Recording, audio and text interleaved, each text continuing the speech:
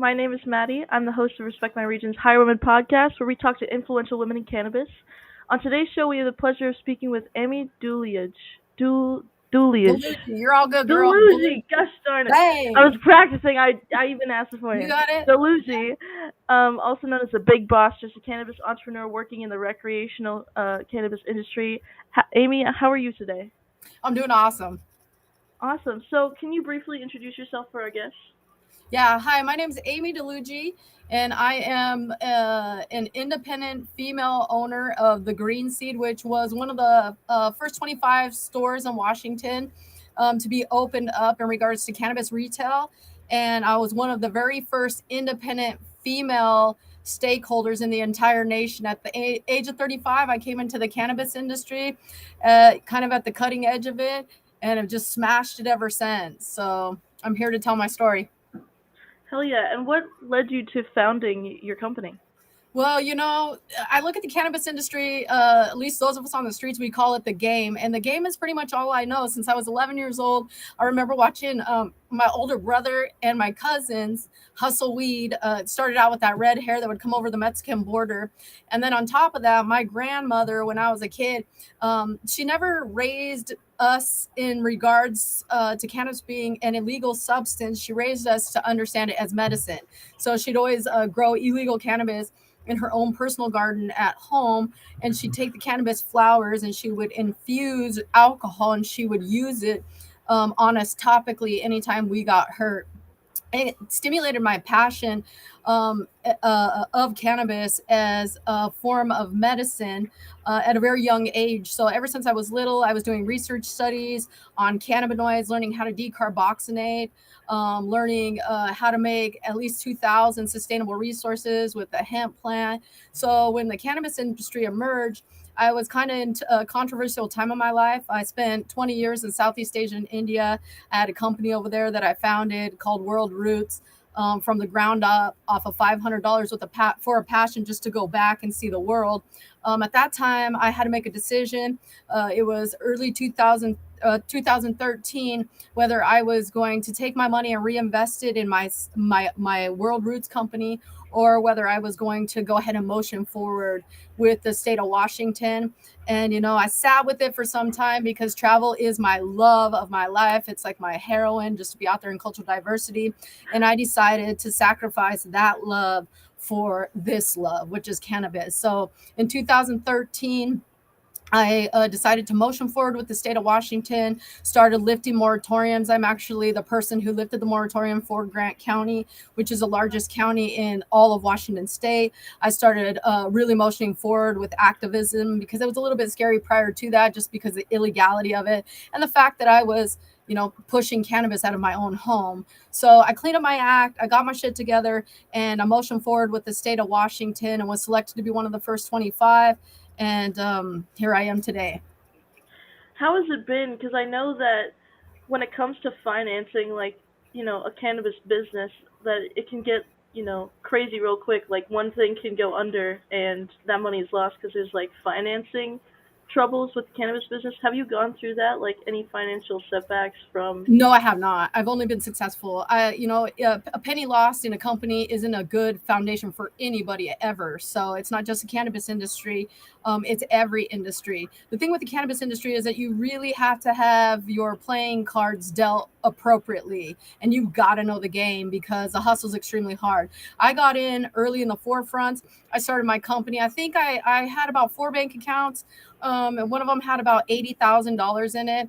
And I stifled a portion of that. I said, I'm going to take this 60K. I'm going to get in here early. I'm going to bust ass. I'm going to do the best that I can. And I'm going to make this 60K work for me. If this 60K doesn't work for me, then I'll motion forward. I've got all sorts of other ideologies, all sorts of side hustles. I was able to get in the ground. Everybody else was trailing behind me. I think it took a good year for anybody else to come up in Moses Lake, Washington. And I was already providing a lot of cannabis for this area and local areas around me. So when I popped open my store, I had a lot of support. I was able to make my money very, very, very quickly. I ran it all family ran. My I think my dad was years old at the time. He was my door. So I paid him to be my security, had another family member that I was paying as a bud tender, kept the money real tight, and kept the loyalty real tight, and was able to come up really quick. About 2 years into the cannabis industry, the place that I was renting, they didn't like the fact that it was cannabis. They thought it was preventing them to be able to motion forward. So I then took all the money that I had, I reinvested it. I bought the old Perkins restaurant, which is right off I-90. It could cost me, I cashed that out for like $500,000.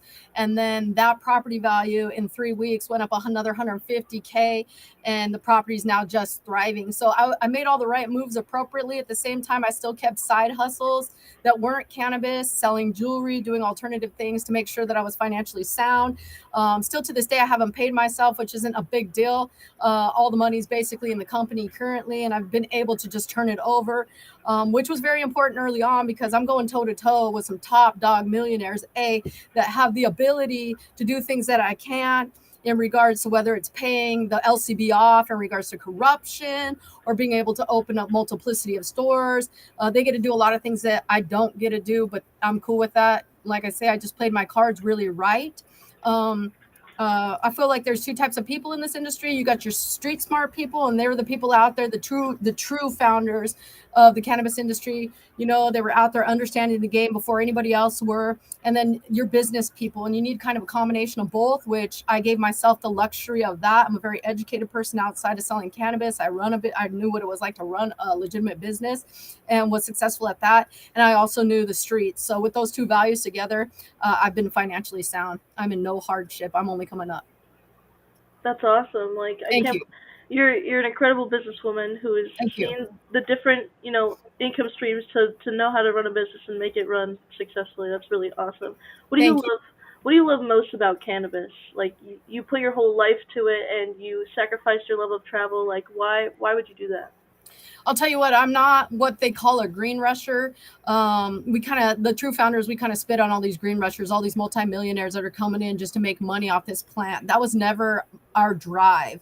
And when I say our, I'm talking about the true founders, the people that were out there risking their lives, the people that know what it's like to look over their shoulder in regards to the federal government, to put the plant in the hands of the people. What I love the most about it is the fact that the cannabinoid structures are life changing. It's not just about getting high, smoking cannabis and enjoying it recreationally.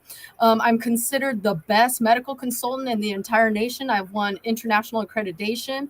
Multiplicity of people step forward in regards to terminal cancers, Dravet syndrome, Parkinson's, MS. I've created a fivefold cluster that is anti-carcinogenic, targets the nervous and muscular system. I straight up what Israel found in 20 years in a clinical setting, I found in 7, through experiential understanding and having people step forward. So for me, my $1 million day isn't looking at my bank accounts. And I think a lot of people, just because I'm from a small town, they look at me and they judge me because they think that I'm all about the money. My $1 million day, started with this lady, Mary, who came to me with a 2-inch by 1-inch deep breast cancer. And she was facing, a possibility of the loss of her own life. I got to see this beast face to face. And it was really early on in my business where I was making a lot of money, 35 years old, hundreds of thousands of dollars were coming my way, but I wasn't complete. Like my core foundation wasn't satisfied. So when Mary came to me, I started making these recommendations. I got one of my processors producers to start making this 5-fold cluster / serum base that consists of THC, CBD, CBG, CBC, and CBN that immaculately started to have a profound differentiation on the cancer itself very fast. Within 20 days, I saw how the cannabinoid structures came up and created a wall. And then the journey kind of just continued from there. Whenever someone comes to me, I've seen people with, I've taken a lady, who had terminal 4 cancer, 96 pounds. It had metastasized in every organ, all throughout her whole entire body. It took me a year of recommendations. And I have to just say, coincidentally, because of federal government, I do need to protect my rights because I'm still at federal risk. Coincidentally, she's 5.5 years in remission, only based off the recommendations. Another lady was wheelchair bound.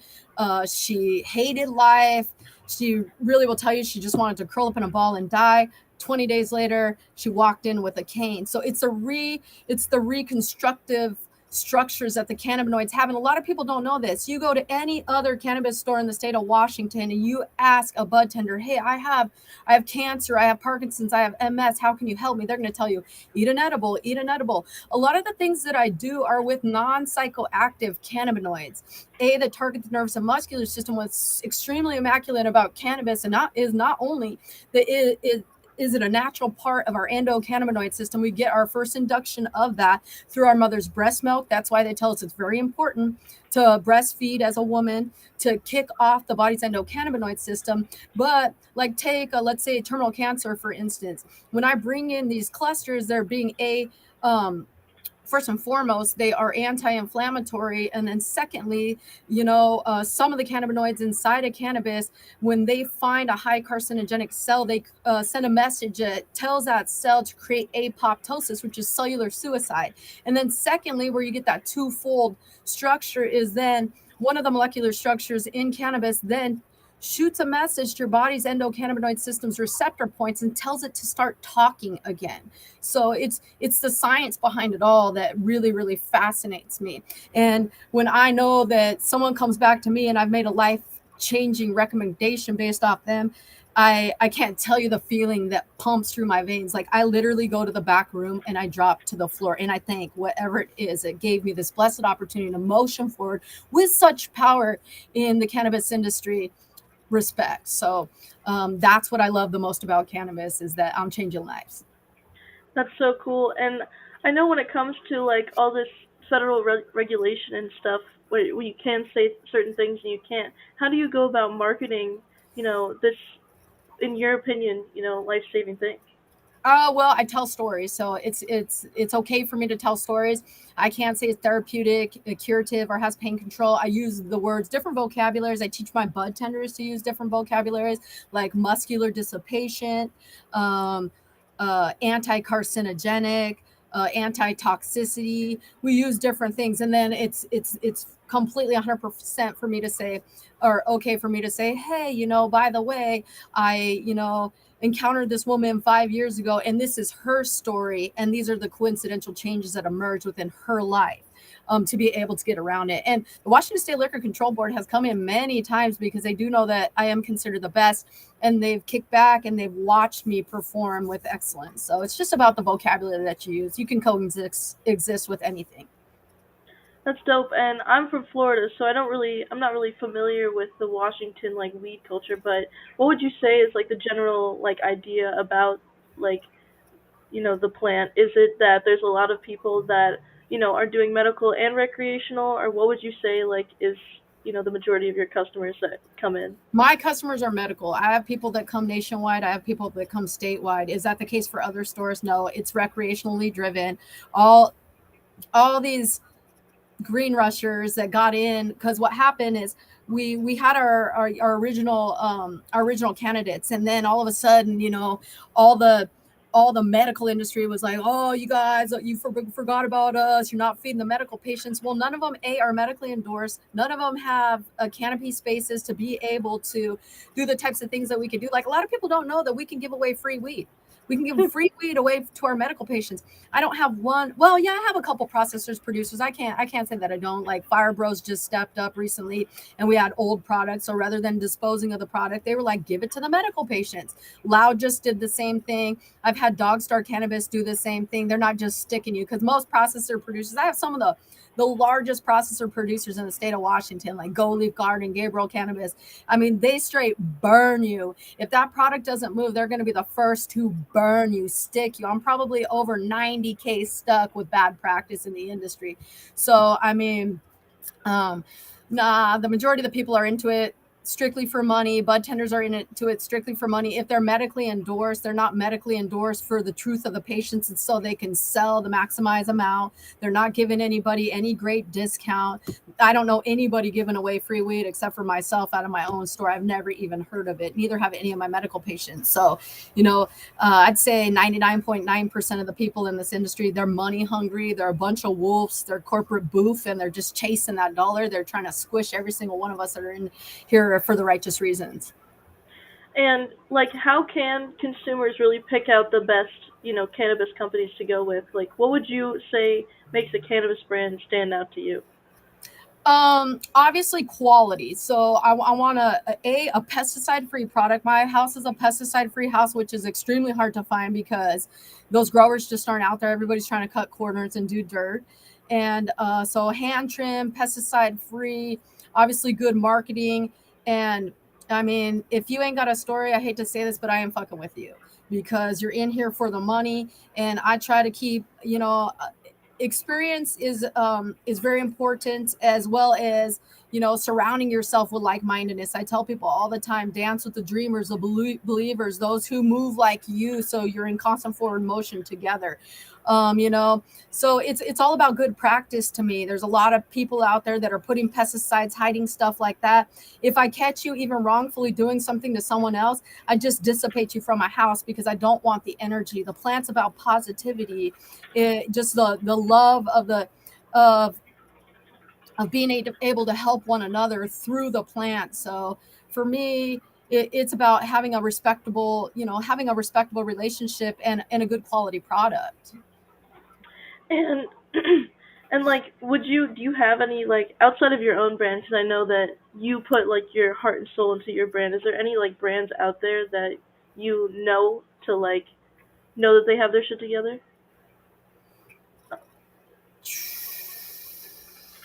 Well, I've been burned so many times. It's hard to say. You got to be really delicate on who you work with. Like my boys from Subex.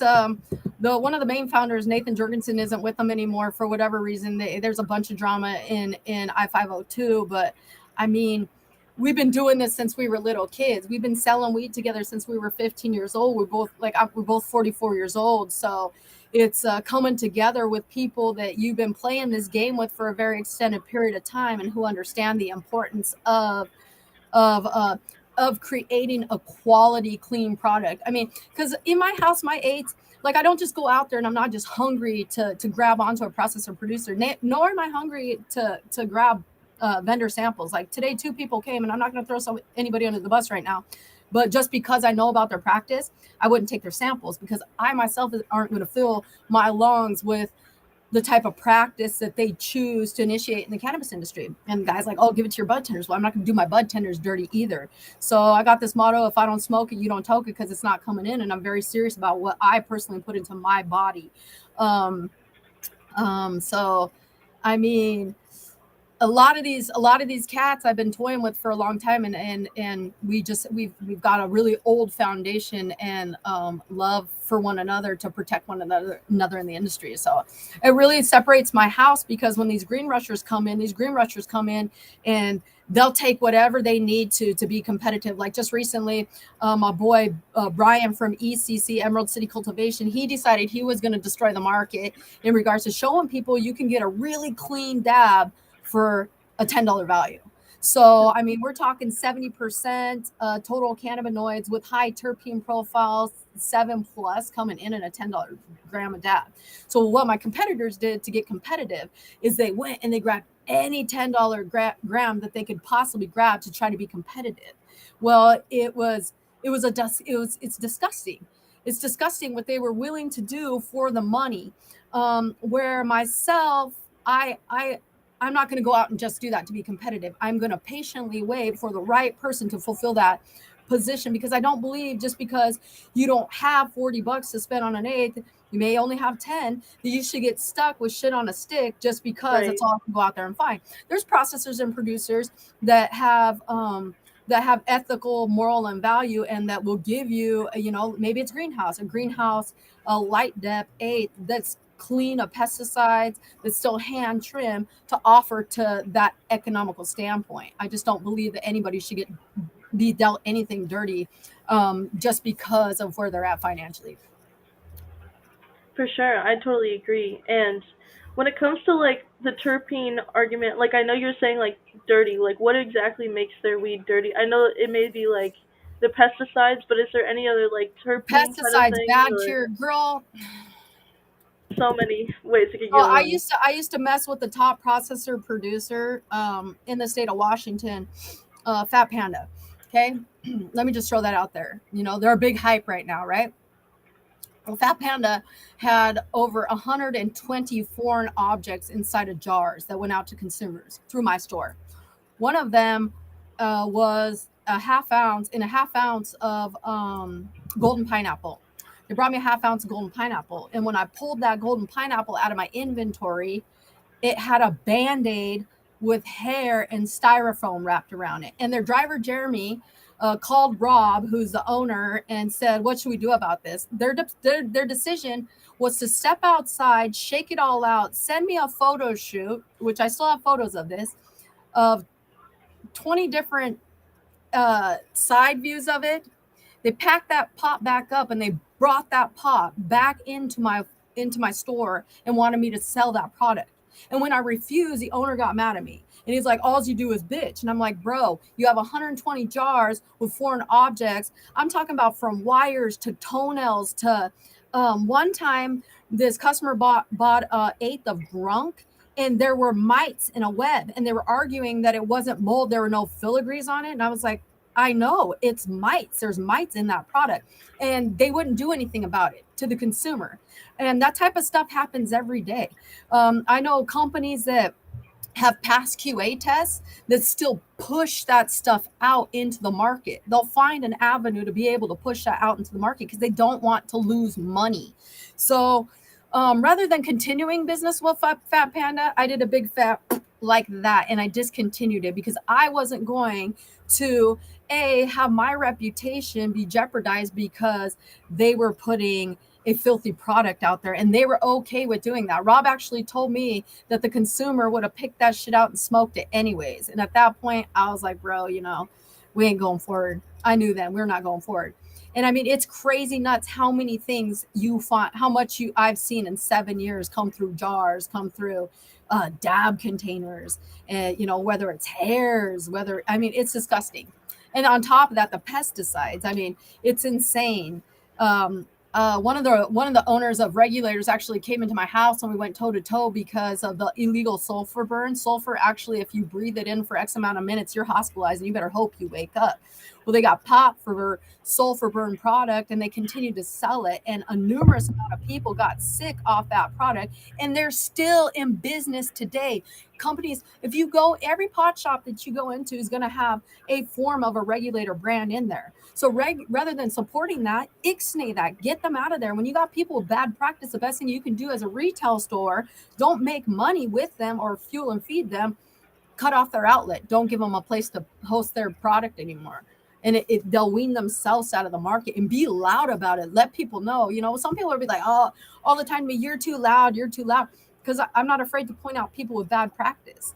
I'm not doing anything. I'm not telling you don't go buy their product. I'm not defaming them. I'm straight saying, hey, yo, that had a rubber band, that had a Band-Aid, that had sulfur burn. Be mindful about where you put your money. They don't get, Right. my consumers don't get a fuel that corporate booth because of the fact that I don't let them. It's not an outlet in here. So, if retailers stepped up, which they're not going to do it because they're so money hungry. They want that money. They don't give a shit whether you're smoking a Band-Aid, whether you ate a toenail, or whether you got dropped by sulfur, as long as they make their 8% off of their money, which I don't get because you make 8%. The cannabis industry, we're not as lucrative as most people think. You make 4 million, you're stuck with 8%, which is 320,000, and with no taxable deduction except for your cost of goods sold, you're paying everything out of your pocket. So start shelling off that 320, and that's what you're left with at the end of the year. So why for such a minimal amount are you out there supporting bad practice? Why are you out there supporting dirty ass mother heifers that are not caring about the human body? The plant was put on the earth for the power of the people. You should respect the plant. And it's not happening. And it's all about money.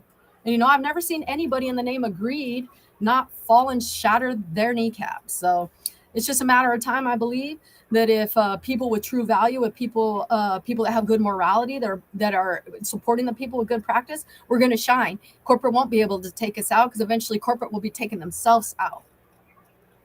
For real. And what do you have for like young people getting into this industry with all of these? There's, you know, they're just trying to do the right thing. They're trying to get into there.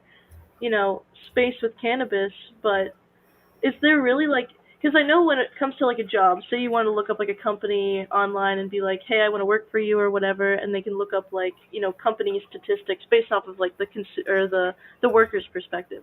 Is there anything that's like keeping any kind of business accountable other than just reportings within the company? Yeah, No, it's all word of mouth right now. And I yeah, think, hey, I think bud tenders should be loud.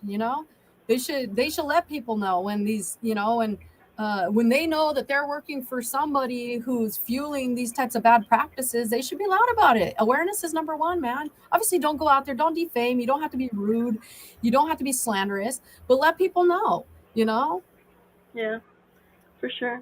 And when it comes to like, so let's get back to like cannabis, for instance. So when I hear like top shelf weed, what's like a top shelf weed to you?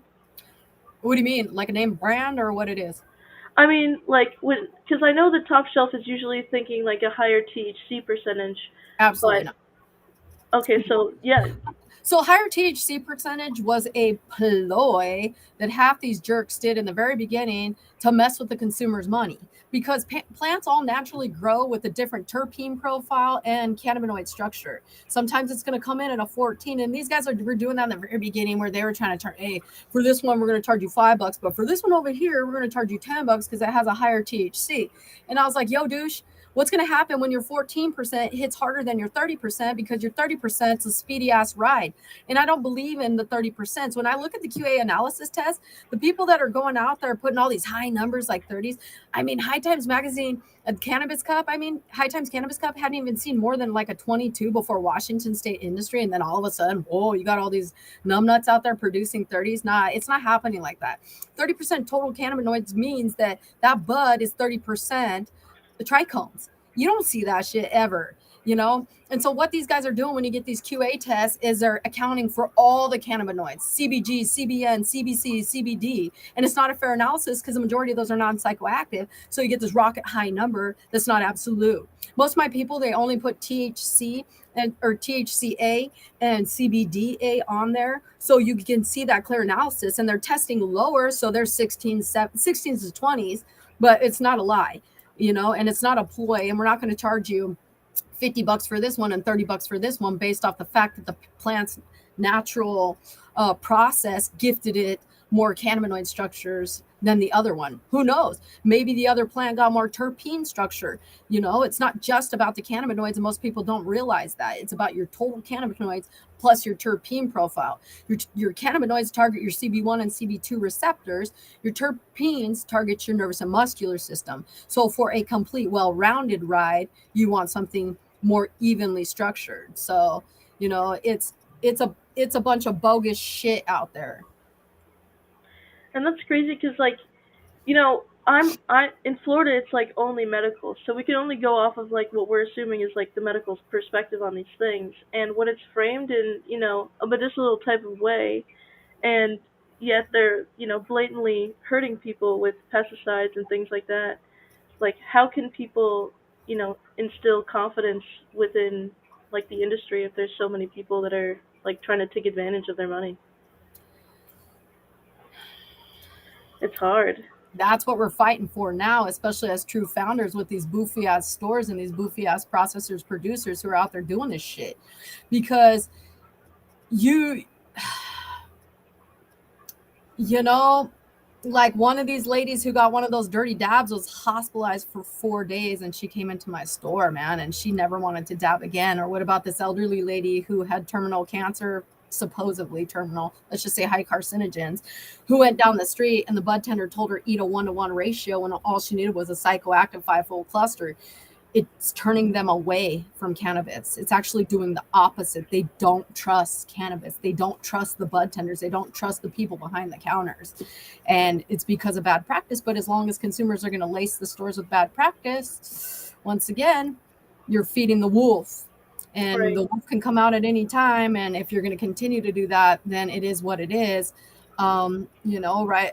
It's unfortunate, but it's kind of where we're at right now. Because I deal with people every day that are like, oh, I went down the street and they told me this or they told me that and it did this or that to me. And it's blatantly the wrong regimen. People are getting served the wrong regimen. It's eat an edible, eat this, eat that. And it sucks because Washington Market, the medical training, I didn't agree with 50% of it. I was like, this is bogus. And then so people go through this generic uh, um, multiple test training, and then they're released out there to make medical recommendations that affect the entire human body. It should not be allowed. It should not be allowed. Yeah, it's so funny, like, when you hear it, when you put it that way, like, it's so hard to, deny, like, how dangerous this game could be. Because I always think back to cigarettes, how doctors before were saying how they're healthy, 9 out of 10 doctors recommended them and whatnot.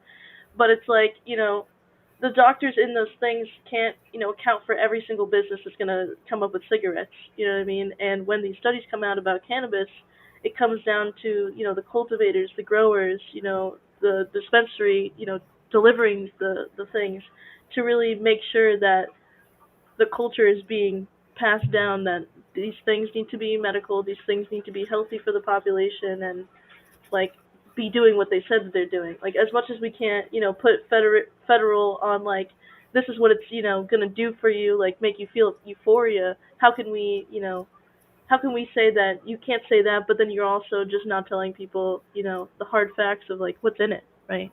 What Oh yeah, absolutely, girl. And these, like, everybody can be paid out. Everybody has a price. So whether it's your third party testing, the LCB, there's corrupt LCB officers left and right. And until you're going to start enforcing these, because Washington State, I just had a talk with one of the directors of the Washington State Liquor Control Board, and she was like, yeah, the senator wants us to kind of loosen up. And I was like, fuck no, because these guys are back ending shit. They're putting pesticide filled crap out into the market. They're getting away with so much. But Washington isn't enforcing it. So, like, let's say you're a company and like regulator. They had a big, huge recall. Rather than losing their license, they got to sell their license to a family member. No, that license should be lost. That license should be disintegrated. So they still made money off of that. And it's like, yo, whoa. I mean, one of my competitors got to come into the market and give away 4 months of free weed, which is automatic removal of the license, and the LCB didn't do anything. So guess what? They're still giving away shit. My other competitor is a felon. A felon. There's 2 felons in the state of Washington. He's one of them, and they're trying to call it an administrative error. Yeah, hit that on King 5. Let King 5 know that I'm going toe to toe. For 7 years, this guy's had 2 shops, and he has a felony. And that's disallowed. So as long as our enforcement's dirty, we have no hope. And that's what we're dealing with in Washington State. These guys are not doing their job, and they're not being loud enough when they do it. So when they catch someone with bad practice, put a noose around that license and hang it for everybody to see that if you do these practices, you're gone, because we're at federal risk. So what we're seeing is Washington State is leaving our state at a liability, not enforcing in the mannerisms that they should. Because if someone gets sick, which people have, the feds are coming down on us and we're all at a loss. And for right, what? For a small handful of douchey people in the industry, get them gone.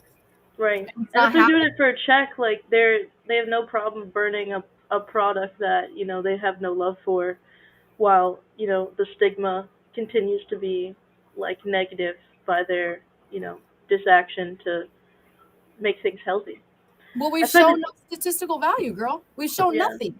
Why is it that I'm standing alone saying, okay, I got this blend and X amount of people have taken this, has shown a positive repercussion in this area, and then this formula with this muscular, disorder has a coincidental impact over here. Nobody's doing it because no one gives a shit. Nobody gives a shit about the people. It's all yeah, about the money right now.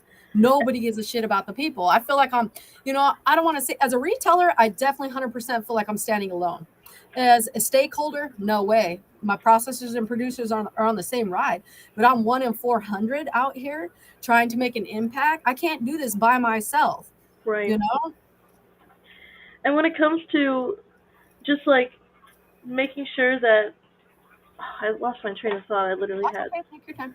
Yeah, but it's just baffling to me, like that all of this can go on, but companies can continuously push out like this is fine and everything's good, or like slap a warning label on it, and that's like everything everybody needs to know. You know what I mean?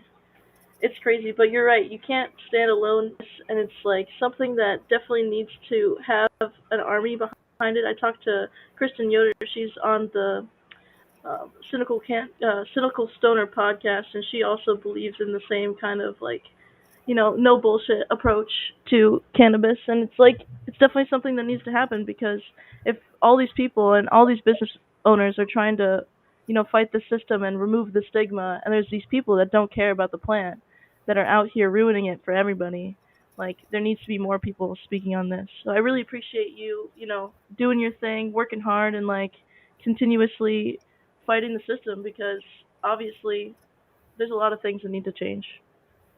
Absolutely.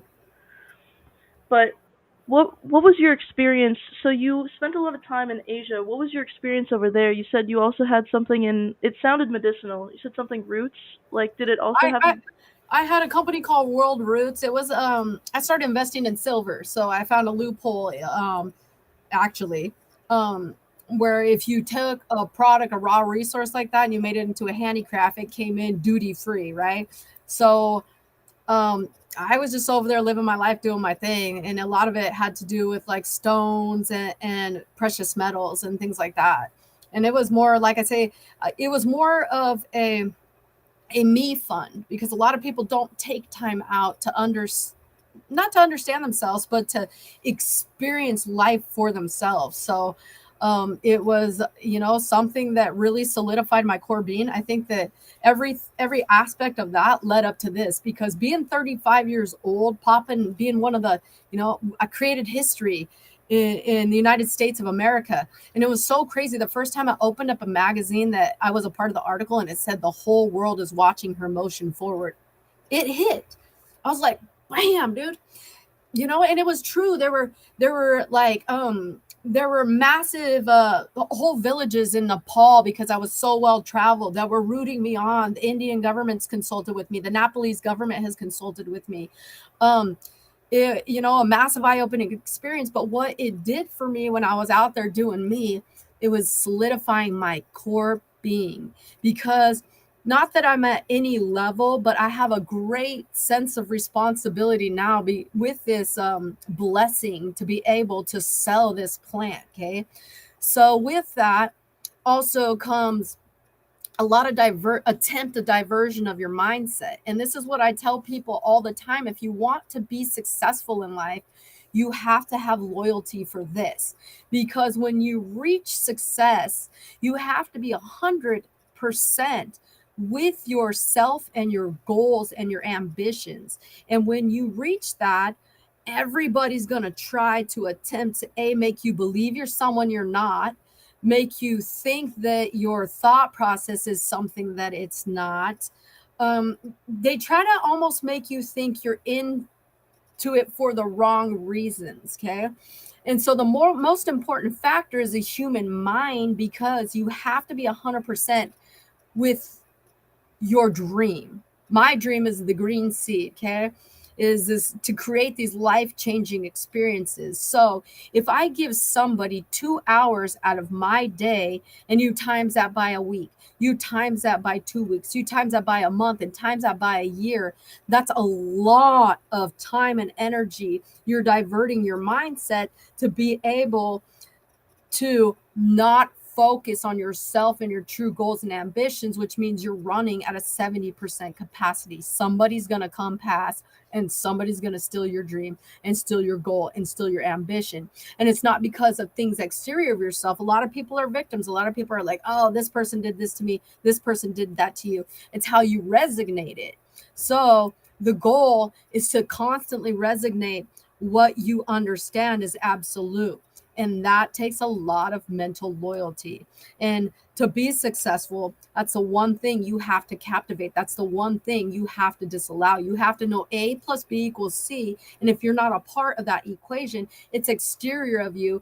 Learn your lesson, take the growth, whether it's positive or negative, and build from that. Make your haters be your true motivators. You don't have to divert energy on them. You can look at them from a distance, but they don't ever have to come into the psychophysical organism outside of taking that energy, saying that's negative energy. I'm going to intake that and let's see positivity emerge. And that's the hardest thing for people to do, whether it's a relationship, whether it's, money, whether it's a life circumstance. People just don't do that for themselves. So as I was out there traveling at a very young age, I hit 29 countries before I was 24 years old. I got homies in every single one of those countries.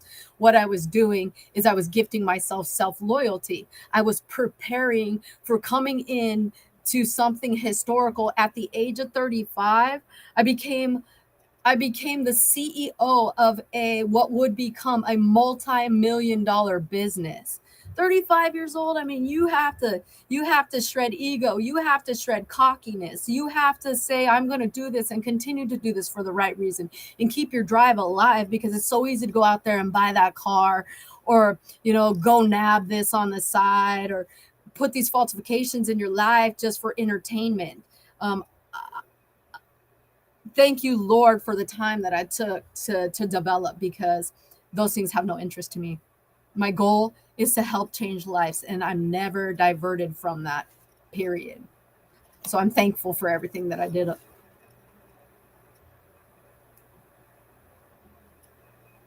I can't hear you. Sorry about that.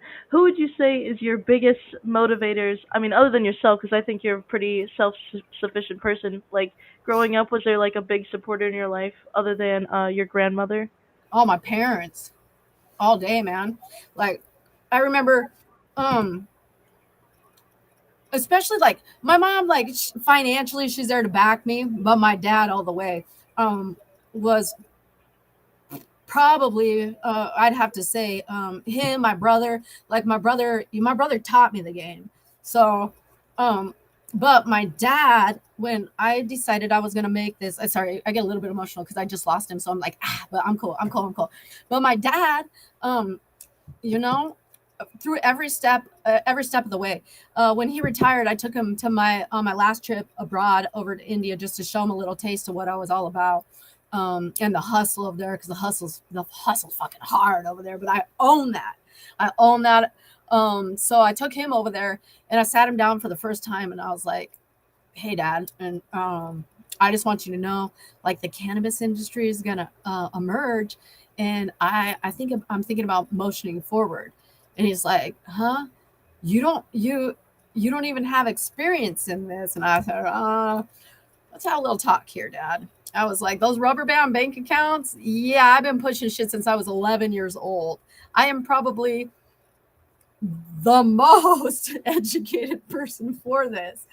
And he told me, if this is a decision that you're going to make, I'm going to support you 100%. And then probably about 6 months before I was about to open up my shop, he came pounding like at 7 o'clock in the morning, woke me up, and he's like, oh my gosh, I need to talk to you. And I honestly thought he was going to tell me he was dying. And he was like, who's going to be your security? And I was like, what? Is all, who's going to be your security? And I was like, I haven't chosen anyone. He was like, you need loyalty. I'm going to be your loyalty. So I'm going to be your security. I'm going to help you till you get on your feet.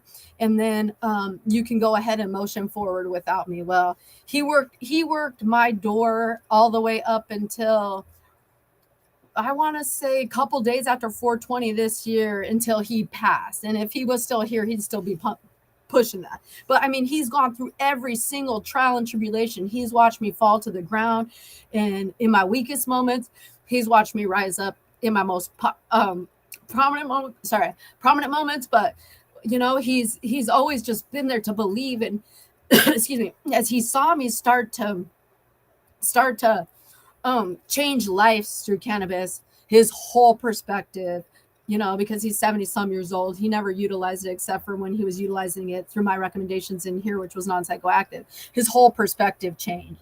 His whole attitude towards cannabis changed. His drive towards the plant changed. His passion to see the nation motion forward changed. So I'd have to give it to my dad. He was my biggest supporter.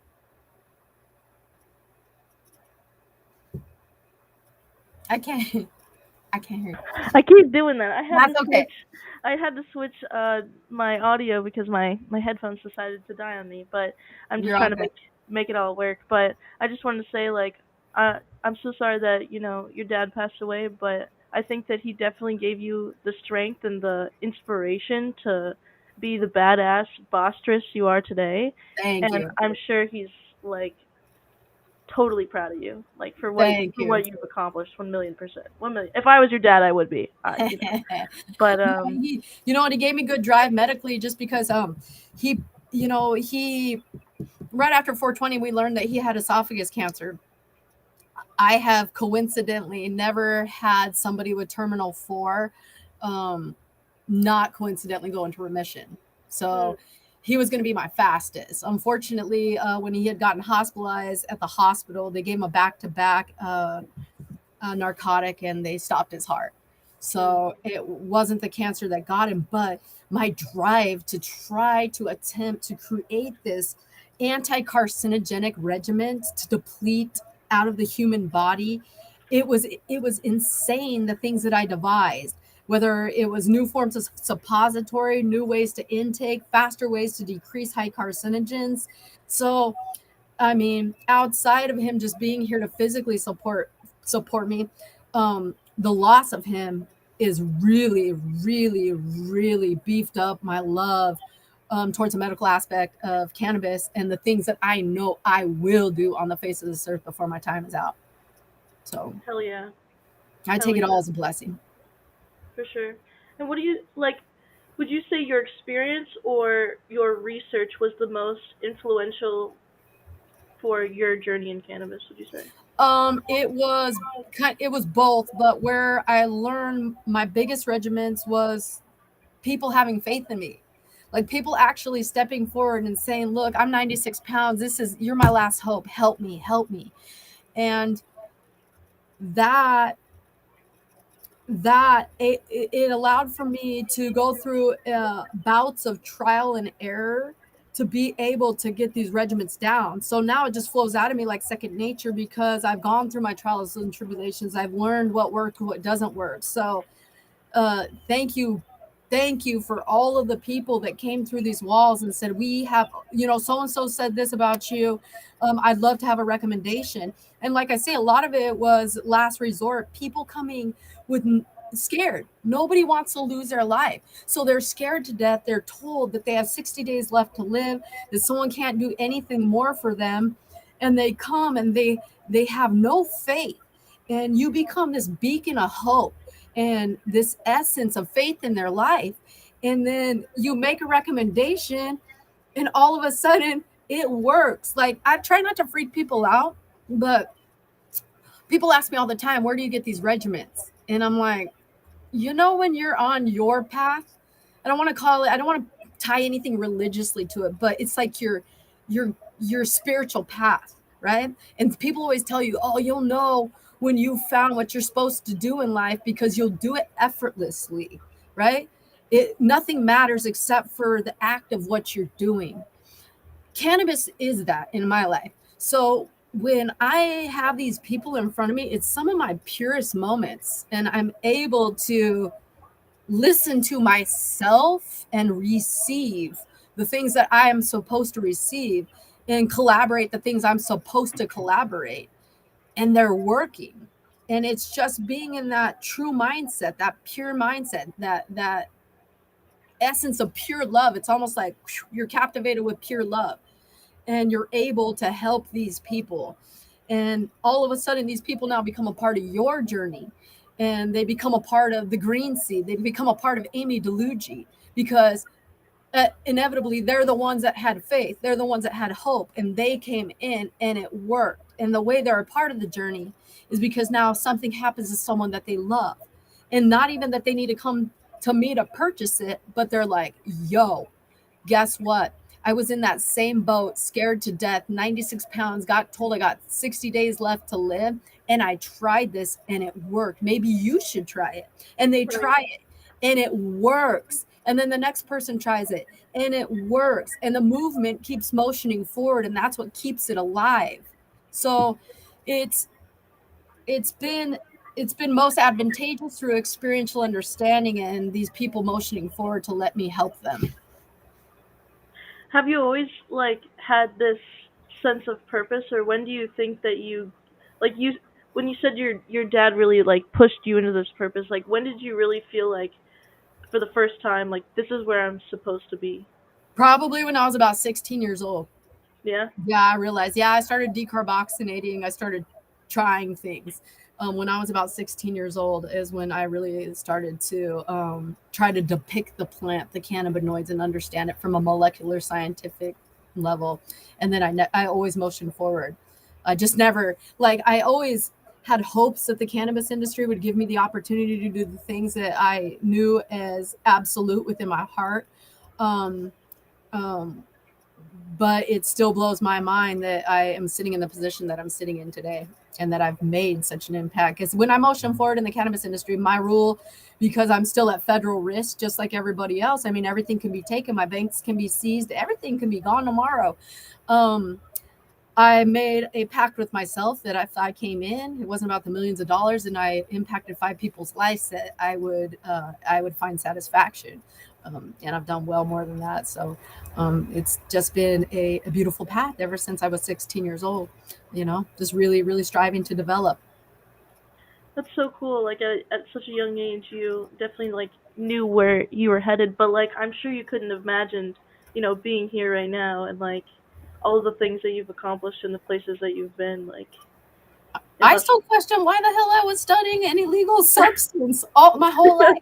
Why like that's like someone going out there studying heroin or cocaine. Like what led me to fight so hard for something that was considered so bad in the view of the public? I myself can't even answer that question for you because I don't Yeah, know why that drive was there at such a young age.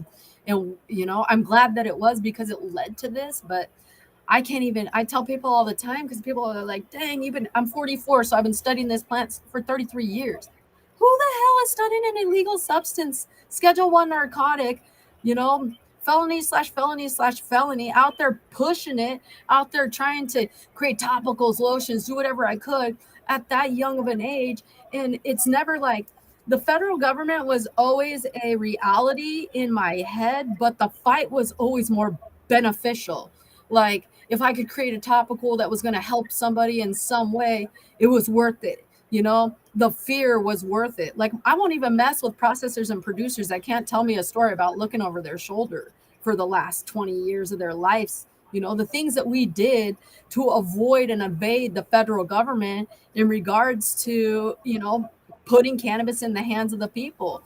Insane, insane. I still go rounds with inside myself today. Like, what the hell was I thinking? Times that I could have been arrested, could have went to the state penitentiary, federal penitentiary, of everything that I possibly threw down for the love of a plant. but here you are today, and you must have known something, because here you are, thriving, kicking ass, doing your thing, taking names. So there must have been like and you stand alone, and this must have just been something you've experienced from a young age where you're just like there's something that's telling me that I need to do this, and I'm just gonna follow that, and I'm gonna trust in myself and just know that like I got it. It's gonna work out, and Everything you're an did educated. too. Yeah, and just Everything, to, just having faith, girl, just having faith that it was all going to be okay. And I mean, I can't say that I wasn't close to the federal government a couple times. Houses were getting raided, people's doors are being kicked in. There was something was protecting me to motion me forward, and I'm very blessed. I'm very blessed, and I'm going to continue to bless because that's what it's about. I always tell people, communities build communities, nations build nations. That's what it's about. When you come up, it's about remembering what made you and take that with you. for So real. you can never forget where you came from, and you always have to turn around and you have to give respect. The streets of Moses Lake, Washington. Everybody's always like, "Oh, you're a Moses Lake. Why are you a Moses Lake?" These streets are what created me. These streets are my foundation. It's where I started my hustle. Right outside these walls are where my hustle started, where this dream became alive in these scabby little streets. back when it was only 10,000 people. I think now we're a whopping 20. I always say 40 because people have different personalities every day. So you got to count for that, right? But, you know, it, this is what made me. So I gotta, I gotta keep giving back to my community. And that's what I do. Like all my medical consultations, I do for free. I don't charge people for my time or for my energy. Some people need an hour, some people need 2 hours. I give them every essence that they need because it's my community and I need to give back. For sure. Do you ever see yourself? I know you just said, you want to give back to your community, but do you ever see yourself like going to any other state, or do you think you're in Washington to stay? I don't want to. It's more important for me to create an educational, the foundation of education, because that is a portion of the cannabis industry that needs to really be focused on. Is how can I create uh, a path for the people that are following me. For me, if I'm going to take my time and energy, it's not going to be to dip into other states to try to make more money.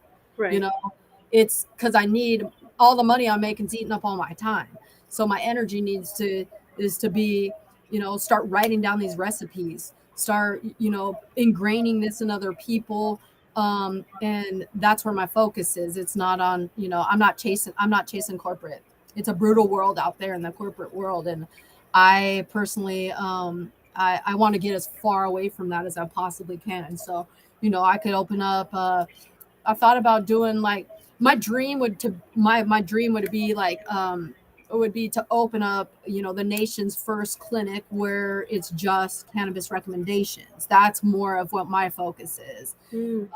Or, create an educational program where I'm teaching people who want to learn about cannabinoid structures, my blends, so they can go out there, they can feel the love that you get when you change somebody's life. Because it's not just important for the person whose life you're changing, it's equally important for the person that does make that impact. I don't know one person, you know, I know that if I dropped right now and was suffocating and you knew CPR and you brought me back to life, the feeling you're going to get from bringing me back to life is going to be impeccable. So I want to create that foundation. I want to get away from all this corporate. It's such a doggy dog world. Washington State. I mean, there's so much drama.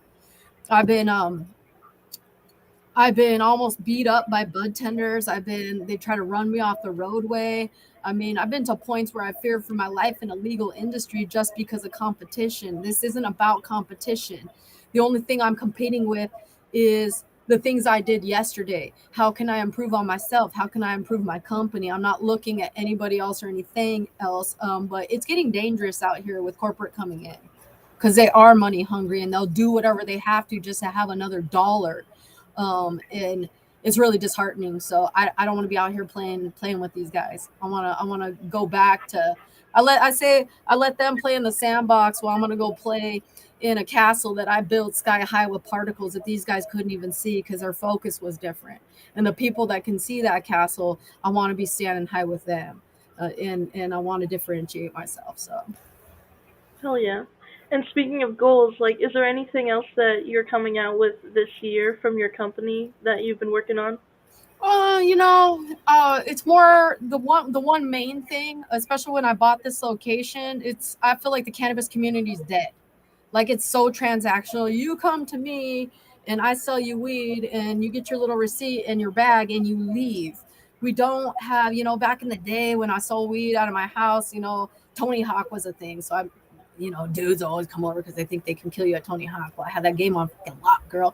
So they'd come over, we play Tony Hawk, drink an IPA, talk about life, spend our hour with one another. They'd get their sack, they'd go. That love and companionship isn't there anymore. So one thing I want to do, I've been talking to people like Northwest Leaf, I talked to Joey just recently, weed maps, getting these big dogs in. I have a massive location right off I-90 that's centralized.